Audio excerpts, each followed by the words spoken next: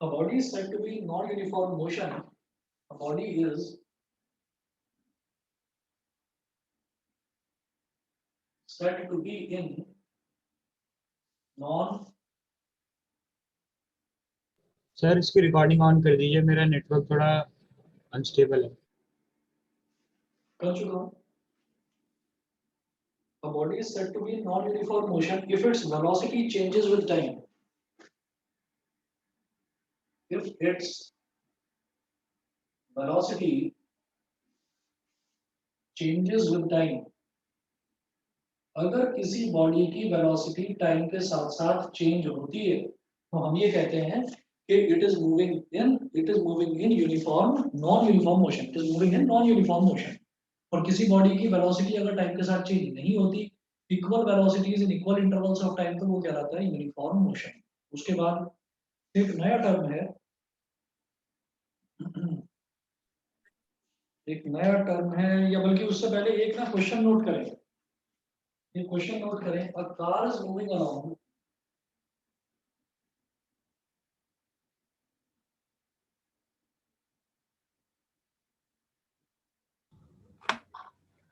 Good evening, sir. Good evening.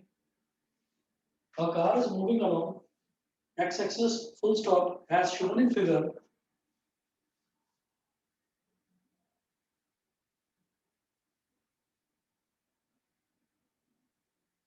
As shown in figure, it moves from, as shown in figure, it moves from O to P in 18 seconds.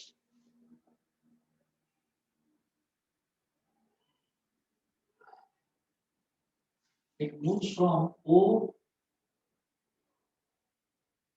to P in 15 seconds. O to P, गलत लिखा, sorry, 15 नहीं, 18 कर लीजिए इसे। O to P in 18 seconds and returns from P to Q and returns from P to Q in 6 seconds. Returns from P to Q in 6 seconds. Full stop. What are the average velocity and average speed of the car?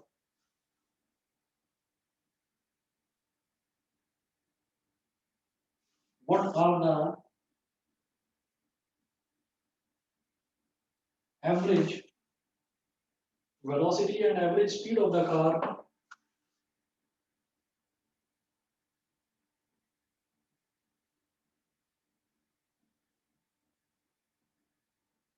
And average speed of the car. Average speed of the car in going from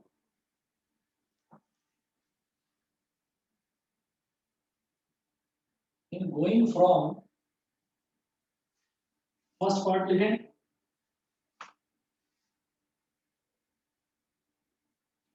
O to P। Sir एक बार question read कर दी। अभी कर रहा हूं। O to P और second part है O to P and back to Q.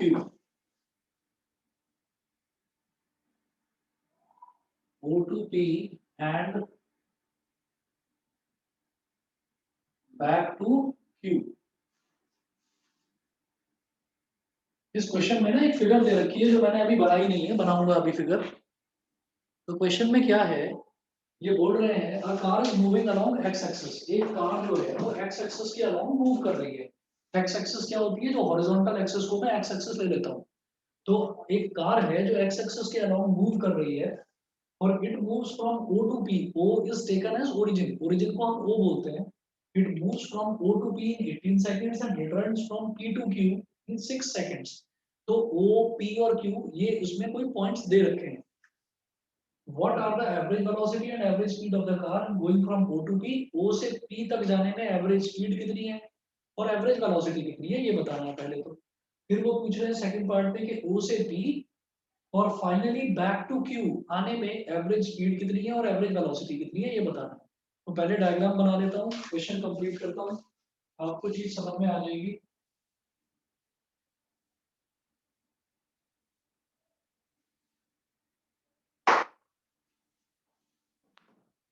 ध्यान देखिएगा इसमें क्या दे रखा है, फिगर क्या है।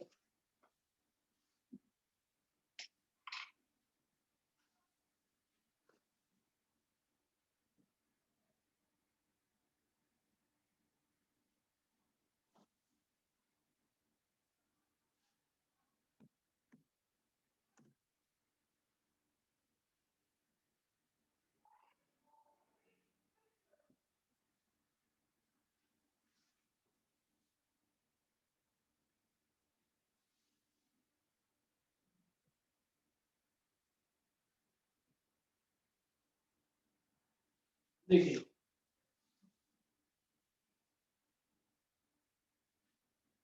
नीचे टाइम दे रखा है और ऊपर डिस्टेंस दे रखा है।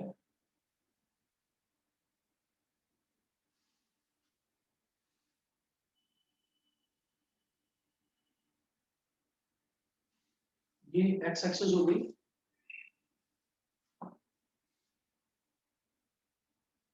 ये है ओ,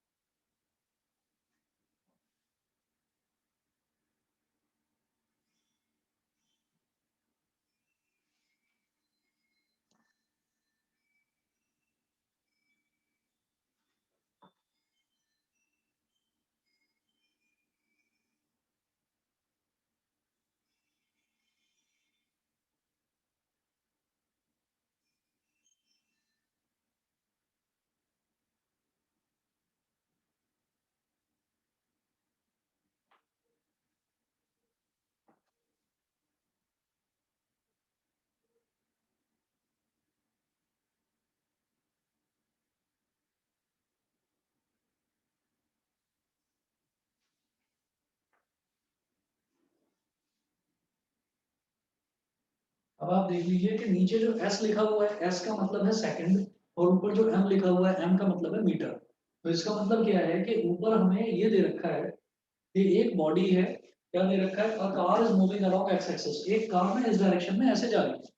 अच्छा, और इसमें ये वाला जो पॉइंट है दिस इज ओ, और 12 सेकंड पर, ये 12th सेकंड पर जो पॉइंट है दिस पॉइंट इज पी, में ये वाला पॉइंट क्यू है, इसको बोलिए क्यू। और जो 18th सेकंड पर यहाँ पर जो पॉइंट है ये दे रखा है बेटा पी। तो देखो इस डायग्राम से क्या समझ में आता है, यहाँ से ये समझ में आ रहा है कि एक्स एक्सिस के अलोंग कोई एक कार मूव कर रही है, लगातार चल रही है। तो 2 सेकंड में वो चलती है 40 मीटर, 4 सेकंड में चलती है 80 मीटर, 6 सेकंड में चलती है 120 मीटर, एंड लाइक दिस। तो डेटा तो क्लियर है सभी को, बताइए। Yes sir.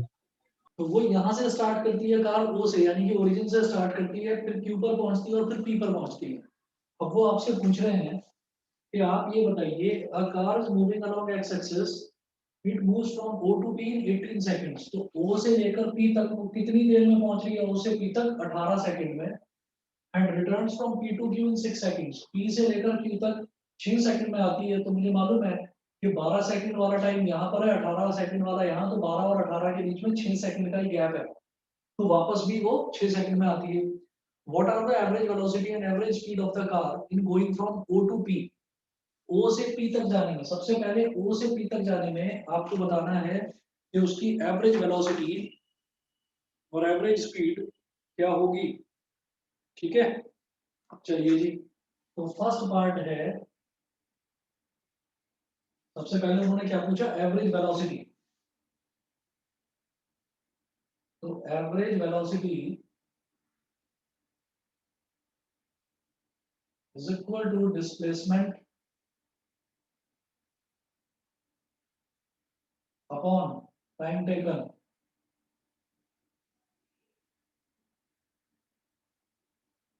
और ये कहां से कहां की पूछ रहे हैं, वो एवरेज वेलोसिटी ओ से पी की। ठीक है, फर्स्ट पार्ट में यही पूछा है कि ओ से पी की पहले एवरेज वेलोसिटी बताओ, फिर एवरेज स्पीड बताओ। तो देखते हैं। कि जो डिस्प्लेसमेंट है यहाँ पर कितना है, क्योंकि जो ये एक्स एक्सिस की डायरेक्शन है ये पॉजिटिव डायरेक्शन है। तो हमने आपको पहले भी बताया था कि अगर पॉजिटिवली इस तरीके से हमारा डिस्टेंस आगे बढ़ता जाता है तो वो डिस्प्लेसमेंट कहलाता है पॉजिटिव। डिस्टेंस का तो कोई हम पॉजिटिव और नेगेटिव नहीं लेते, डिस्टेंस इज ऑलवेज पॉजिटिव, लेकिन displacement can be positive, can be negative, can be zero. तो इस केस में जो हमारा डिस्प्लेसमेंट है, shortest straight line distance between initial and final position कितना है, 0 से लेकर और यहाँ तक कितना, 360 मीटर, ठीक है, अपॉन और प्लस लिख देना बेटा यहाँ पर, क्योंकि डिस्प्लेसमेंट पॉजिटिव नेगेटिव और जीरो होता है तो यहाँ प्लस मेंशन कर देना। और बल्कि यहाँ पर प्लस जो है वो डायरेक्शन को भी रिप्रेजेंट करता है, अपॉन टाइम टेकन। यहाँ से पी तक पहुंचने में टाइम कितना लगता है, 18 सेकंड।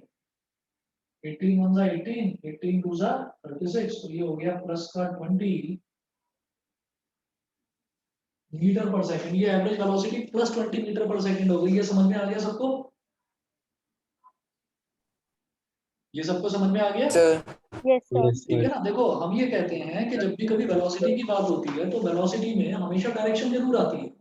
अब यहाँ पर मुझे एक ही चीज दी गई है, देखिएगा एक ही चीज दी गई है, क्या इन्होंने बोला अ car is moving along x axis, यानी कि कार की जो दुनिया है वो एक्स एक्सिस है। कार सिर्फ एक्स एक्सिस को जानती है, बाकी कुछ नहीं जानती। तो एक्स एक्सिस में जो डायरेक्शन की अगर मैं बात करूंगा, तो अगर कार ऐसे जा रही है तो डायरेक्शन इज पॉजिटिव, और अगर कार ऐसे आ रही है मतलब इस तरफ आ रही है वापस, तो डायरेक्शन इज नेगेटिव। तो एक्स एक्सिस में तो दो ही डायरेक्शन होती है, या तो पॉजिटिव डायरेक्शन या नेगेटिव डायरेक्शन। तो इसलिए ये प्लस साइन लगा दिया गया। ये सभी को क्लियर है। Yes sir. उसके बाद इसी में मैं लिखूंगा एवरेज स्पीड।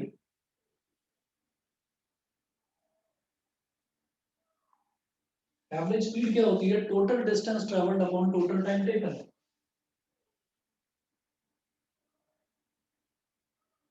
तो टोटल डिस्टेंस लिख दीजिए, बस टोटल डिस्टेंस लिख दो अपॉन टोटल टाइम। तो टोटल डिस्टेंस कितना है, जब ओ से पी की बात हो रही है तो भाई टोटल डिस्टेंस तो यही है, फिर कितना 18, और ये 18 क्या 360, तो 360 मीटर, और टाइम कितना है total time 18 second.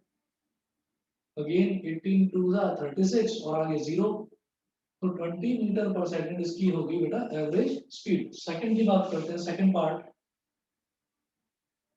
Second part में वो बोल रहे हैं कि Excuse me, sir. जी बोलिए। Sir, I got disconnected. तो ये आप एक बार ग्राफ बता दो, ये फर्स्ट पार्ट तो I got है। जो ग्राफ है, ग्राफ में ये दे रखा है कि यहाँ से और यहाँ तक ये एक्स एक्सिस दे रखा है। तो इन्होंने ये बोला कि ये जो एक्स एक्सिस है, एक्स एक्सिस पर ही जो कार है वो एक्स एक्सिस पर चलती है, अलॉन्ग एक्स एक्सिस। तो ये जो है ये positive direction of x axis है। तो आप ये देखो यहाँ इन्होंने ये दे रखा है कि 2 सेकंड में कार ने ट्रेवल करा 40 मीटर, ऊपर m लिखा है एस फॉर मीटर, नीचे s लिखा है एस फॉर सेकंड। तो 2 सेकंड में कार चलती है 40 मीटर, 4 सेकंड में डिस्टेंस कितना ट्रैवल करती है 80 मीटर, 6 में 120, 8 में 160, 10 में 200, इस तरह से।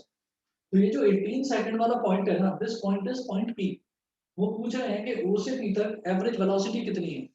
तो वेलोसिटी क्या होती है, डिस्प्लेसमेंट अपॉन टाइम टेकन। अब डिस्प्लेसमेंट होता है इनिशियल पॉइंट और फाइनल पॉइंट के बीच का शॉर्टेस्ट स्ट्रेट लाइन पाथ, वो डिस्टेंस, वो डिस्प्लेसमेंट होता है। तो ओ से पी के बीच में ये स्ट्रेट लाइन पाथ ही है। तो इस केस में ओ से पी की अगर मैं बात करूंगा तो मेरा डिस्टेंस और डिस्प्लेसमेंट दोनों सेम होगा। डिस्टेंस भी हमारा 0 मीटर से लेकर कहां तक, 360 मीटर तक, तो टोटल 360 मीटर हो गया।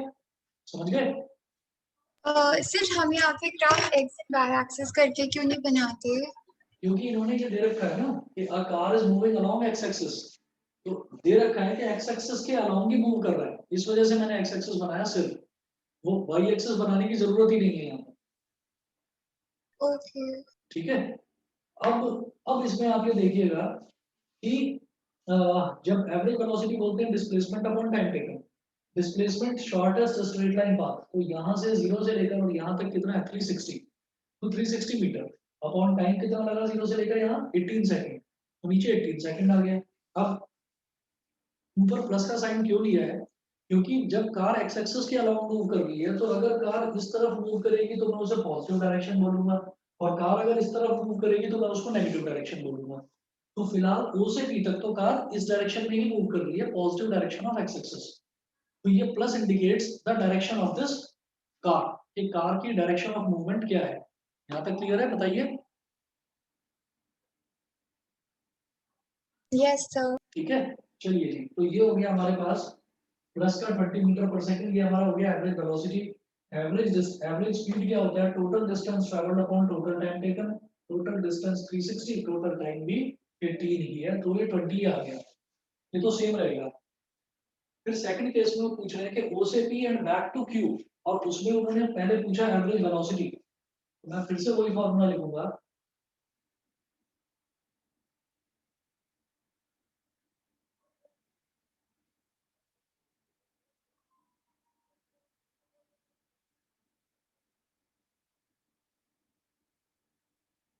Total displacement upon total time.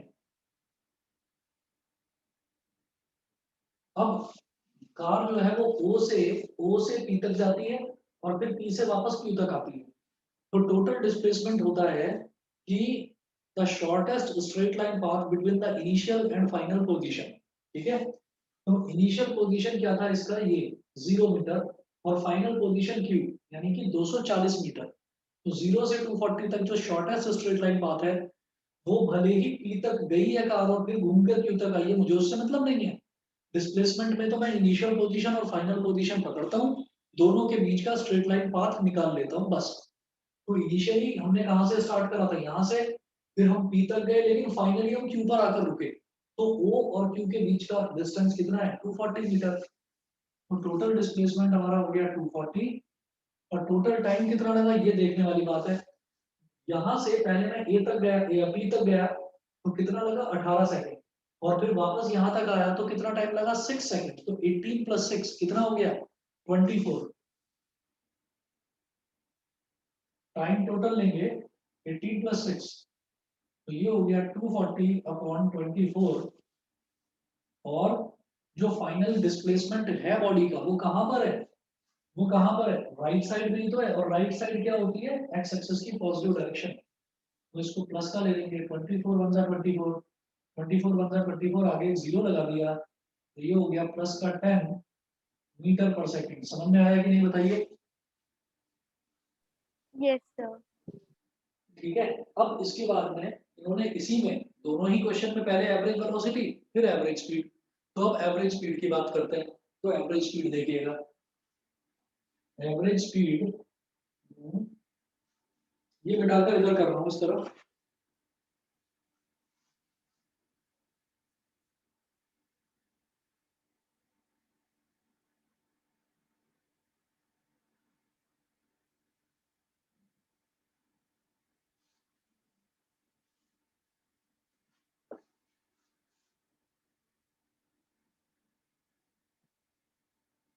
तो average speed is equal to total distance upon total time. अब टोटल डिस्टेंस देखेंगे, तो जब जब स्पीड की बात करते हैं तो स्पीड में हमें टोटल डिस्टेंस ही लेना है। तो डिस्टेंस मतलब पहले हम गए O से लेकर P तक, तो हमने कितना ट्रेवल कर लिया 360 मीटर, तो 360 मीटर, और फिर हम वापस लौटे 360 से 240 तक, तो 240 360 माइनस 240 कितना डिस्टेंस है यहाँ से यहाँ तक 120। ठीक है, तो मैंने ये कहा कि पहले तो मैंने O से P तक ट्रेवल करा 360, और फिर P से Q के बीच में हम जो डिस्टेंस निकालेंगे वो कैसे निकालेंगे, जैसे 40 और 80 के बीच का डिस्टेंस कैसे निकालेंगे, 80 माइनस 40, तो 40 आ गया। 40 और 120 के बीच का कैसे निकालेंगे, 120 माइनस 40 यानी कि 80 मीटर। ऐसे ही 240 और 360 के बीच का, क्योंकि हम P से Q पर लौट कर आ रहे हैं, कैसे निकालेंगे 360 माइनस 240, तो वो कितना बचेगा बेटा 120। समझ में आ रहा है सभी को। Yes sir. ठीक है, 360 प्लस 120 अपॉन टोटल टाइम कितना लगा, टोटल टाइम वही है कि यहाँ से P तक जाने में 18 सेकंड और फिर वापस आने में 6 सेकंड। 18 प्लस 6 24, तो 360 प्लस 120 कितना हो गया 600, नहीं 480. 480 ना, सॉरी 480। 480 अपॉन 24, 24 वन जा 24, 24 टू जा 48, और ये जीरो आ गया, तो ये हो गया बेटा, इसका एवरेज स्पीड हो गया 20 मीटर पर सेकेंड। मुझे लगता है सब बच्चों को आ गया होगा समझ में। Yes sir. Yes Yes, sir. sir. ठीक है, चलिए जी ठीक है। अब नेक्स्ट अपना टॉपिक स्टार्ट करते हैं बेटा, एक्सेलरेशन। ये आप नोट कर लीजिए, बस 1 मिनट में जरा पानी पी रहा हूँ, 1 मिनट वेट करें।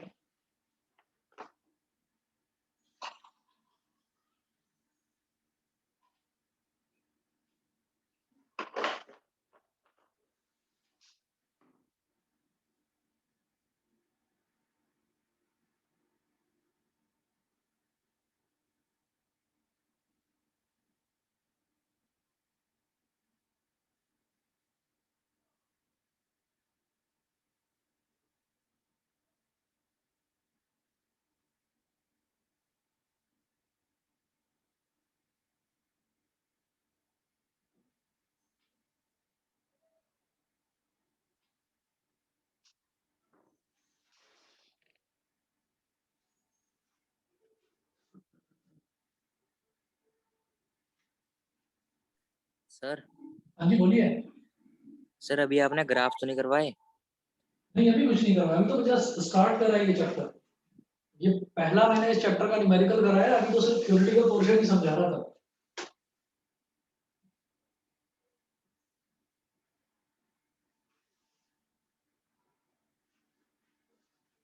आज शायद दूसरी या तीसरी क्लास है इस चैप्टर की।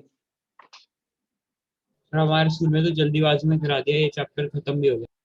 हाँ सर स्कूल में तो बहुत जल्दी करा दिया ये चैप्टर, जल्दीबाजी में। अरे उनको पता नहीं स्कूल वालों को क्या आफत रहती है एकदम से ना।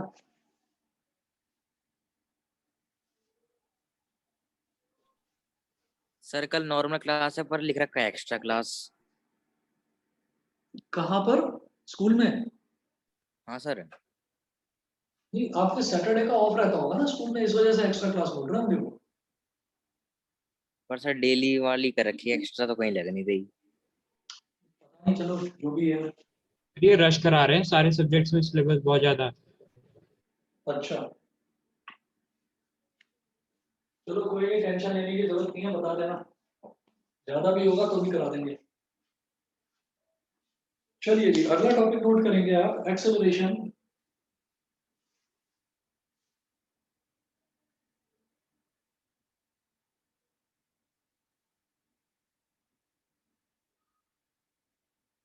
एक्सेलरेशन इसमें नोट करेंगे the rate of change of velocity of an object.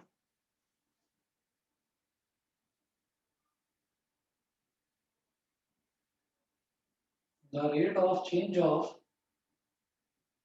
velocity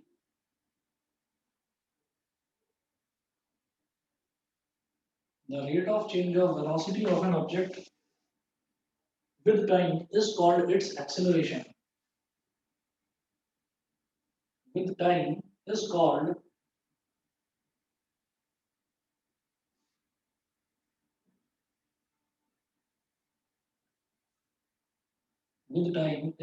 its acceleration. तो एक्सेलरेशन क्या हो गया? हमेशा हम ये कहते हैं कि जब भी कभी किसी भी बॉडी की वेलोसिटी में कुछ चेंज आ रहा है, चाहे वो वेलोसिटी में पॉजिटिव चेंज है चाहे नेगेटिव चेंज है। पॉजिटिव चेंज का मतलब ये है वेलोसिटी का बढ़ना, और नेगेटिव चेंज का मतलब है वेलोसिटी का कम होना। तो हम ये कहते हैं कि जब भी जो भी चेंज आता है, बॉडी की वेलोसिटी का चेंज होना इज कॉल्ड एक्सेलरेशन। और कोई भी चीज जो चेंज होगी वो विद टाइम ही चेंज होगी। तो इन्होंने जो बोला था rate of change of velocity of an object with time का मतलब अपॉन में टाइम ही आएगा। तो एक्सेलरेशन का as per this definition formula बनेगा acceleration is equal to change in velocity upon time taken। और जब वेलोसिटी बढ़ती है तब मैं बोलता हूं कि एक्सेलरेशन इज पॉजिटिव एक्सेलरेशन। और पॉजिटिव एक्सेलरेशन को हम एक दूसरे टर्म से भी जानते हैं, रिटार्डेशन या डिसिलरेशन। रिटार्डेशन भी बोल देते हैं या डिसिलरेशन भी बोल देते हैं। ठीक, तो ये एक्सेलरेशन हो गया। अब उसी तरीके से जैसे हमने वेलोसिटी करी थी, स्पीड करी थी, वैसे ही एक्सेलरेशन की भी कुछ अलग अलग टाइप्स हैं। तो नोट कर लीजिए different types of acceleration.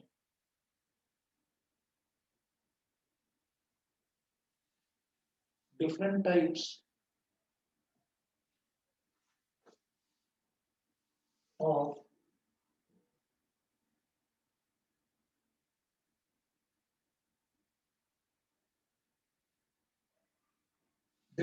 Of acceleration. इसमें पहला वही है uniform acceleration.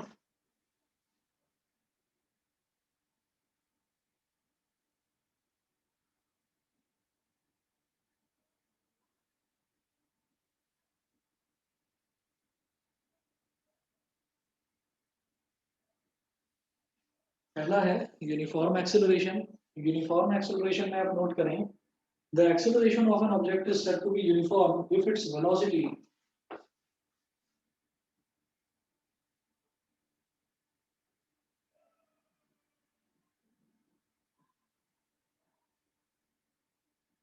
the acceleration of an object is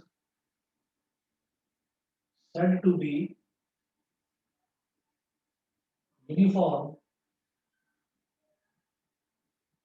The acceleration of an object is said to be uniform if its velocity changes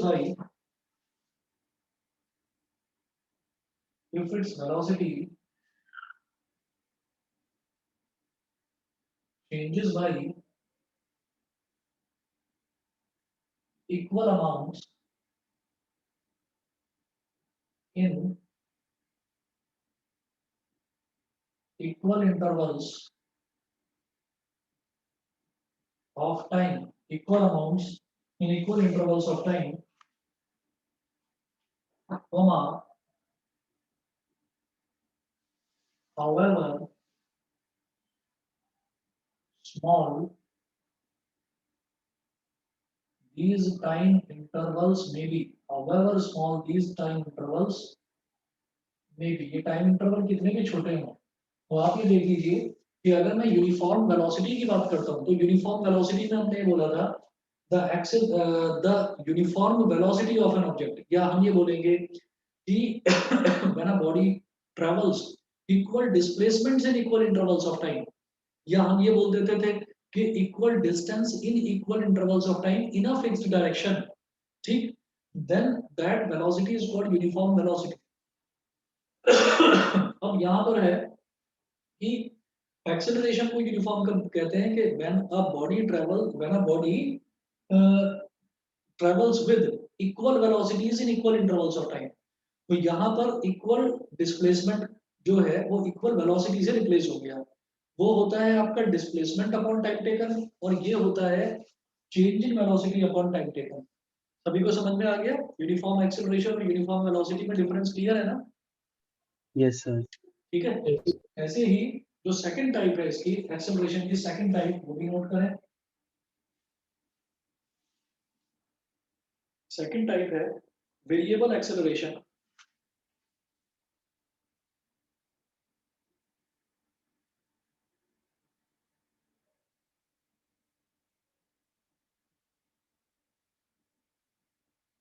variable acceleration sir हाँ जी बोलो। एक question आया था कि एक्सेलरेशन और वेलोसिटी, इन दोनों में से वेलोसिटी डायरेक्शन जो होता है ऑब्जेक्ट की वो डिसाइड करता है, तो उसका एग्जांपल देना था। सर ये कैसे होगा? वेलोसिटी डायरेक्शन इस वजह से डिसाइड करता है कि हम ये बता पाएंगे कि कोई भी बॉडी है अगर वो किस डायरेक्शन में जा रही है तो वो उसकी वेलोसिटी से ही पता चलता है। हम ये कहेंगे कि अगर कोई भी बॉडी है वो नॉर्थ की डायरेक्शन में या साउथ की डायरेक्शन में जा रही है 20 किलोमीटर पर आवर की स्पीड से, तो ये जो पूरा जो स्टेटमेंट है इस स्टेटमेंट में स्पीड के साथ डायरेक्शन वेलोसिटी में ही आता है, इस वजह से वेलोसिटी से ये चीज पता चलती है। Okay sir.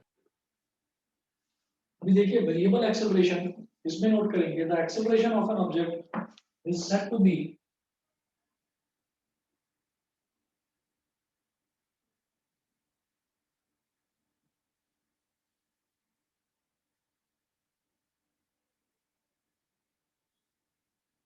the acceleration of an object is said to be variable acceleration if its velocity is said to be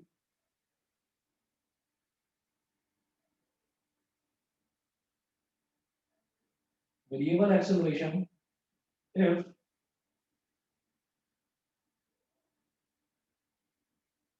its velocity changes by unequal amounts in equal intervals of time. Changes by unequal amounts in equal intervals of time. अगर उसकी velocity unequal amount से change हो रही है, मतलब कभी बहुत कम change होती है, कभी बहुत ज्यादा चेंज हो जाती है, तो हम बोलेंगे एक्सेलरेशन तो है, लेकिन एक्सेलरेशन में कोई एक मतलब एक कोई पैटर्न नहीं है, यूनिफॉर्म नहीं है, नॉन यूनिफॉर्म एक्सेलरेशन है, यानी कि वेरिएबल एक्सेलरेशन। उसके बाद नेक्स्ट नोट करेंगे एवरेज एक्सेलरेशन।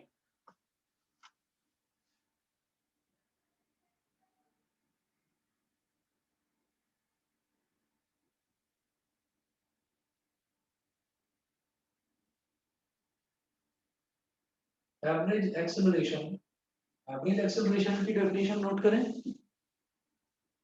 एवरेज एक्सेलरेशन में है for an object moving with variable velocity, for an object moving with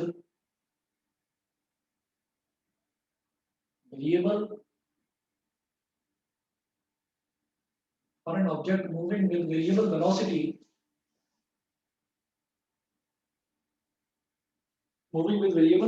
the average acceleration is defined as the ratio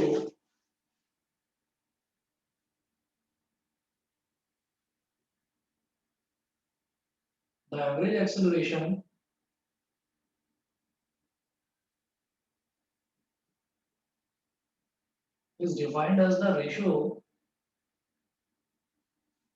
the average acceleration is defined as the ratio of the total change in velocity, ratio of the total change in velocity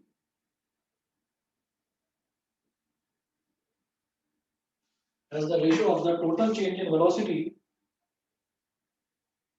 of the object, velocity of the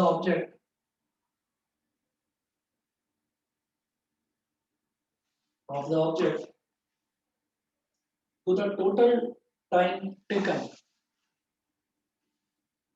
to the total time taken, full stop। तो इसमें क्या इन्होंने बोला कि ये जो है total change in velocity, भाई टोटल चेंज इन वेलोसिटी क्या हो सकता है?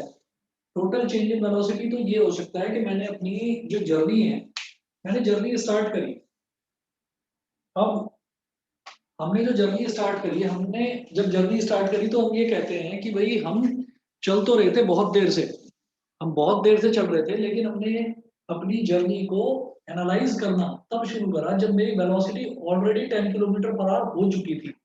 समझ गए कि हम चल तो रहे थे बहुत देर से, लेकिन हमने अपनी जर्नी को एनालाइज करना तब शुरू करा जब हमारी velocity already 10 kilometre per hour हो चुकी थी। तो वो जो मेरी मतलब जो इनिशियल वेलोसिटी है, जब मैंने अपना एनालिसिस शुरू करा तो वो हो गई 10 kilometre per hour.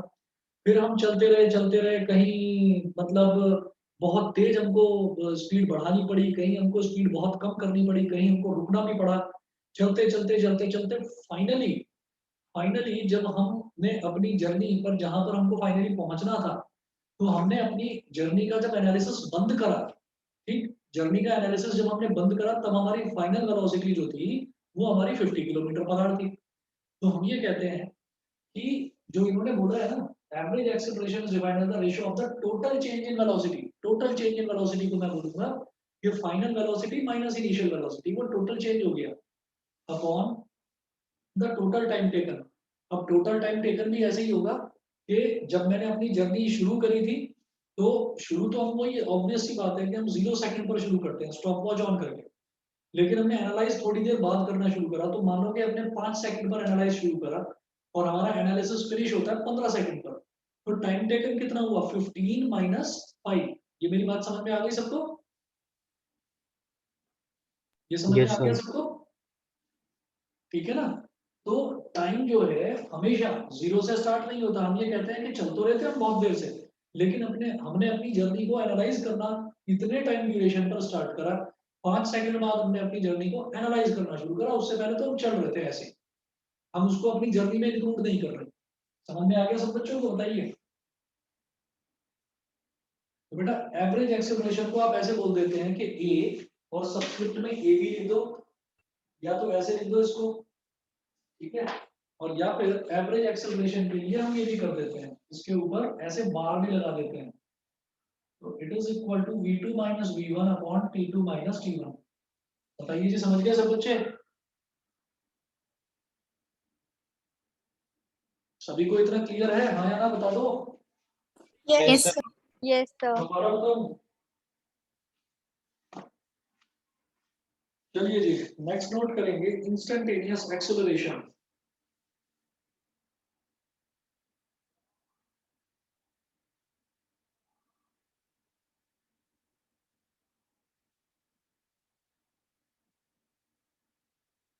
Instantaneous acceleration, तो ये भी हम ये कहेंगे कि जिस इंस्टेंट पर मैं एक्सेलरेशन कैलकुलेट करूं, उसी इंस्टेंट पर जो एक्सेलरेशन की वैल्यू होती है उसको हम बोल देते हैं इंस्टेंटेनियस एक्सेलरेशन। नोट करें, the acceleration of an object at a given instant of time.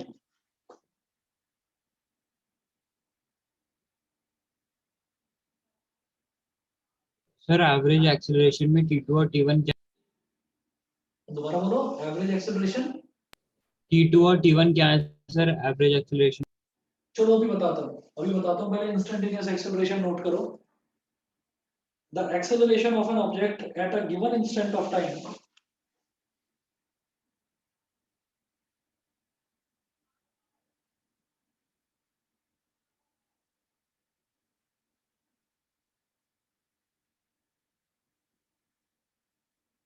the acceleration of an object at a given instant of time of its motion is called instant of time of its motion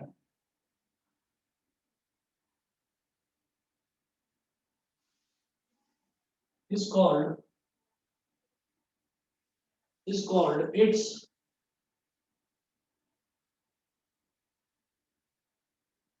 instantaneous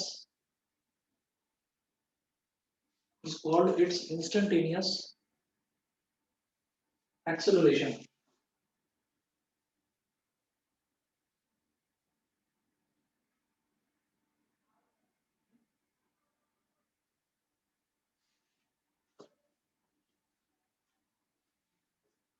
is called its instantaneous acceleration।